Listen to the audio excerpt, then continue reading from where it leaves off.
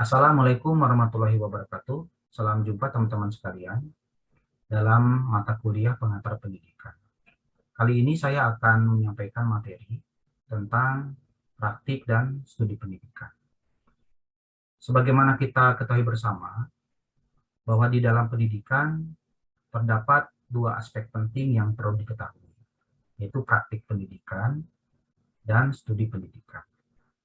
Nah, untuk mengetahui praktik dan studi pendidikan ini, kita mulai dari pengertian. Yang dimaksud dengan praktik pendidikan adalah kegiatan bersama yang dilakukan oleh peserta didik dan pendidik agar peserta didik mengalami perubahan tingkah laku atau sesuai dengan tujuan yang diharapkan. Nah, untuk mengetahui praktik pendidikan ini, kita dapat mengenalinya dari beberapa ciri. Pertama, bahwa praktik pendidikan ini didorong oleh motif, baik motif intrinsik, yaitu motif yang muncul dari dalam diri, maupun motif ekstrinsik, yaitu motif yang muncul dari lingkungan sekitar. Yang kedua, karakteristik dari praktik pendidikan ini adalah adanya kegiatan bersama oleh dua orang atau lebih, yaitu antara pendidik dengan peserta didik.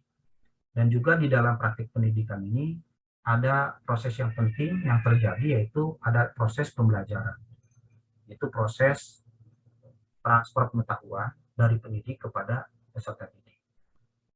Dan di dalam praktik pendidikan ini, yang penting adalah adanya penerapan prinsip, konsep, dan teritori pendidikan yang sebelumnya sudah dipelajari. Dan ciri yang terakhir adalah bahwa praktek pendidikan ini memfasilitasi adanya perubahan tingkah laku dari peserta didik setelah mengikuti praktek pendidikan. Selanjutnya, dilihat dari bentuk kegiatannya, praktek pendidikan ini dapat dibedakan menjadi 3 bentuk. Yang pertama adalah kegiatan pengajaran, yang kedua kegiatan pelatihan, dan yang ketiga adalah kegiatan bimbingan. Yang dimaksud dengan kegiatan pengajaran adalah praktek pendidikan yang menekankan kepada penguasaan pengetahuan. Sedangkan pelatihan itu adalah praktek pendidikan yang menekankan pada keterampilan. Dan bimbingan adalah praktek pendidikan yang menekankan pada proses pemecahan masalah. Nah, sedangkan dilihat dari sifat kegiatannya, praktek pendidikan ini dapat dikategorikan menjadi 3 bagian. Yang pertama ada pendidikan informal, yang kedua pendidikan formal, dan yang ketiga adalah pendidikan non formal. Nah, ini maksud dengan pendidikan informal ada pendidikan yang berlangsung di dalam lingkungan keluarga, di mana di dalamnya terjadi secara alamiah, tidak sistematis, bahkan kadang-kadang tidak disadari bahwa proses yang dilakukan itu adalah proses pendidikan. Yang kedua adalah pendidikan formal. Pendidikan formal ada pendidikan yang berlangsung di lingkungan sekolah yang terbatas waktu dan ruangnya, dan juga berdasarkan kurikulum tertentu yang dilaksanakan di sekolah. Sedangkan pendidikan non formal ada pendidikan yang dilaksanakan di luar sekolah dan di luar keluarga, atau dengan kata lain pendidikan yang berlangsung di masyarakat yang tujuannya untuk mencapai tujuan tertentu. Nah, untuk selanjutnya kita akan memahami tentang studi pendidikan. Yang dimaksud dengan studi pendidikan adalah kegiatan baik secara individu ataupun bersama-sama dengan tujuan untuk memahami prinsip, konsep, dan teori-teori pendidikan.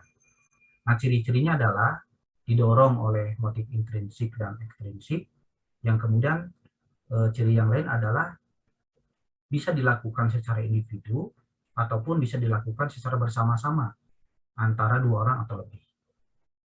Dan yang berikutnya adalah bahwa dalam studi pendidikan ada ciri khas penting, yaitu adanya proses untuk memahami, untuk mempelajari atau menemukan prinsip, konsep, dan teori-teori pendidikan.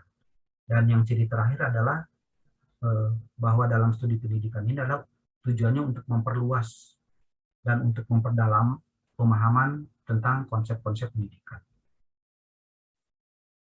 Dilihat dari cara kerjanya, studi pendidikan ini bisa kita bedakan menjadi studi pendidikan yang sifatnya common sense, yaitu studi pendidikan yang dilakukan untuk mempelajari hal-hal yang sifatnya umum, pengetahuan umum, atau general knowledge.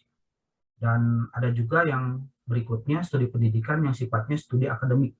Nah, studi akademik ini secara spesifik bisa dibedakan menjadi studi ilmiah berdasarkan disiplin ilmu tertentu ataupun studi filsafati berdasarkan ilmu filsafat. Kalau dilihat dari ruang lingkupnya, studi pendidikan ini bisa dikategorikan menjadi dua, yaitu studi pendidikan mikro yang skupnya kecil atau terbatas, dan studi pendidikan sifatnya studi makro, yaitu mempelajari hal-hal yang sifatnya luas. Bagian penting dari perkuliahan ini adalah bagaimana hubungan antara praktik pendidikan dengan studi pendidikan.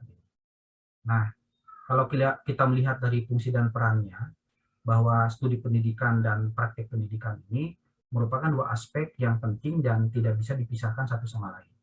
Studi pendidikan tanpa praktik maka akan berhenti kepada teori-teori ataupun wacana-wacana tentang pendidikan.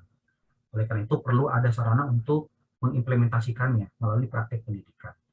Nah, selain itu juga praktik pendidikan bisa digunakan untuk mengukur atau untuk menguji keberhasilan dari teori-teori pendidikan yang sebelumnya sudah dipelajari. Nah, demikian penjelasan singkat mengenai konsep antara praktik dan studi pendidikan. Mudah-mudahan bermanfaat. Terima kasih. Assalamualaikum warahmatullahi wabarakatuh.